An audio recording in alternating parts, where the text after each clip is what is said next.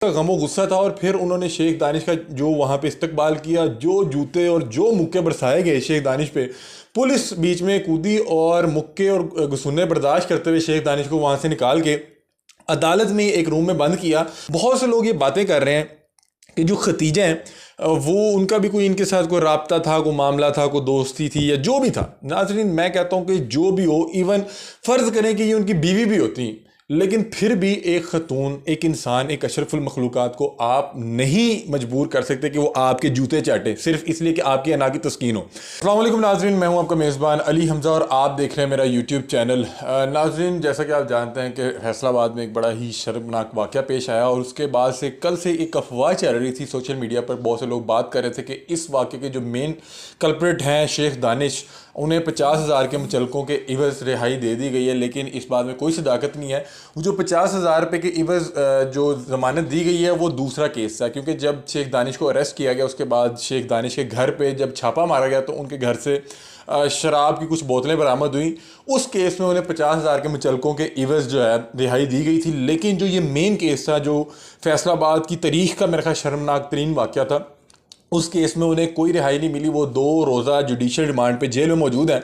आज जब उन्हें कोर्ट में पेश किया गया तो वकला ने उनका बेहतरीन इस्तकबाल किया जूतों और मुक्कों के साथ। आपने वो वीडियो सोशल मीडिया पर वायरल देखी होंगी गर्दिश करते कि जैसे ही शेख दानिश को पुलिस कस्टडी में जब कोर्ट रूम में पेश किया गया, बल्कि कोर्ट के अहाते में ही थे, वहीं पर वो जो कुछ वकला थे, कुछ वहाँ की आवाम थी, इस कदर गमो गुस्से में थी कि उन्होंने देखा कि एक शख्स इस कदर घटियापन कर सकता है, इस कदर घटिया हरकत कर सकता है कि एक खातून, वो जो भी थी आपके जानने वाली थी, नहीं थी, इवन कि आपकी वो बीवी भी होती या आपकी कोई रिलेशन में भी होती, फिर भी आप इस तरह की घटिया हरकत नहीं कर सकते।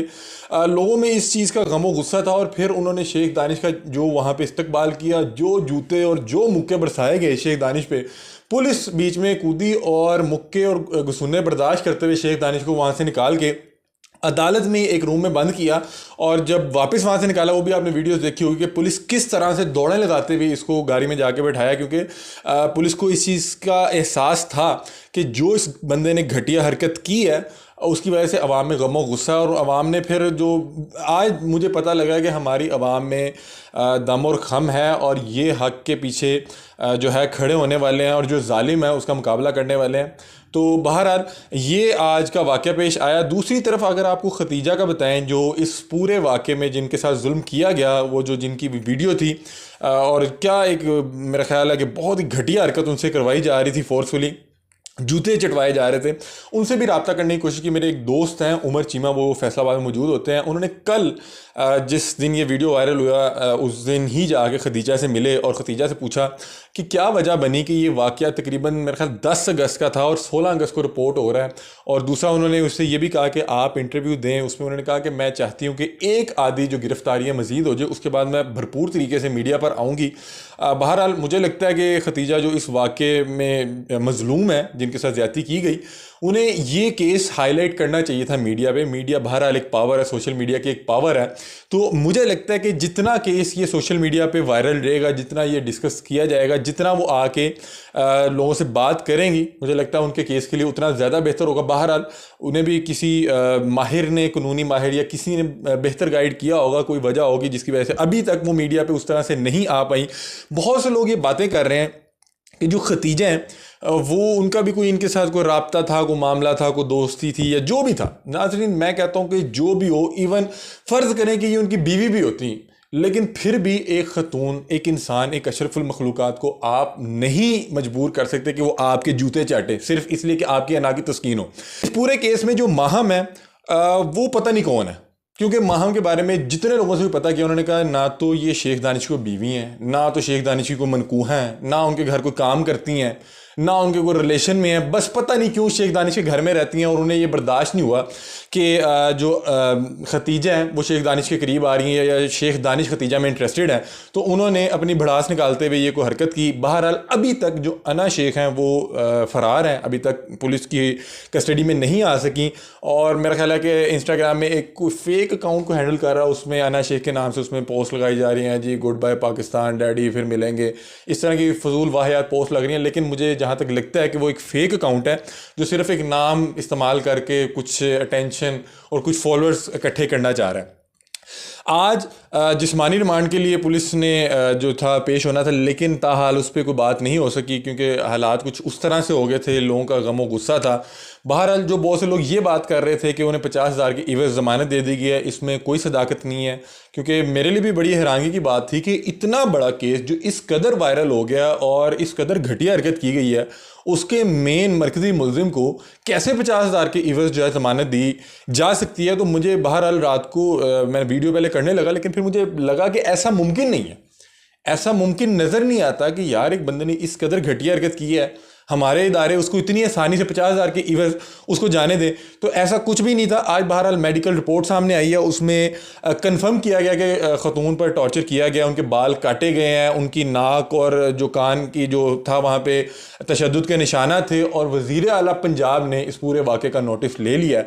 मुझे लगता है कि ये जितनी मर्ज़ी स्ट्रॉन्ग शख्सियत हों, शेख दानिश बहरहाल अब ये मुश्किल का शिकार हो गए हैं, मुश्किलात से दो चार हो गए हैं, क्योंकि आपने एक मैं कहता हूँ गैर इखलाकी तो एक होता है, आपने गैर इंसानी, कोई इंसान इस तरह की हरकत करने का सोच भी नहीं सकता, ऐसी हरकत की है और सोशल मीडिया पे वायरल हो गई है। पहले एक वक्त हुआ करते थे जब मीडिया इतना स्ट्रांग नहीं होता था, लोग किसी की आवाज़ को दबा लेते थे पैसे के ज़ोर पे, लेकिन मुझे लगता है कि इस केस में ऐसा नहीं होगा। और मैं अपील करना चाहूँगा अपने इदारों से कि इस केस में ऐसी मिसाल सेट करें कि कोई भी शख्स, किसी भी मजलूम, वो भले खतून हो, वो मर्द हो, वो बच्चा हो, उस पर कभी भी जुल्म करने का ना सोच सके।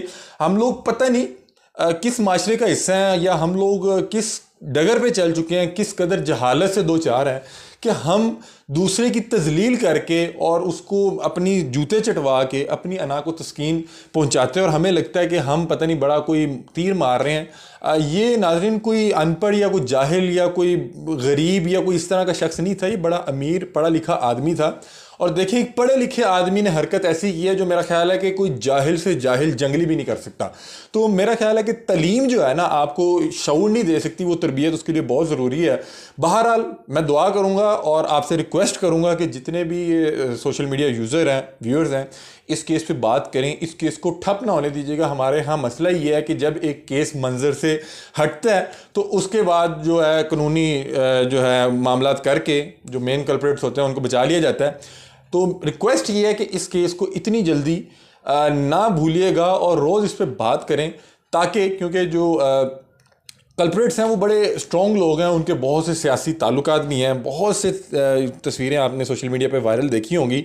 तो जब कभी ये केस सोशल मीडिया से हटेगा, उसके बाद इसमें जो है 19-21 की जाएगी। तो रिक्वेस्ट यही है कि जब तक उस बच्ची को इंसाफ नहीं मिलता, इस चीज़ से हट के कि बच्ची इनके साथ ताल्लुक़ में थी, ताल्लुक़ में नहीं थी, इनको जानती थी, इनको नहीं जानती थी, वो एक अलहदा बात है।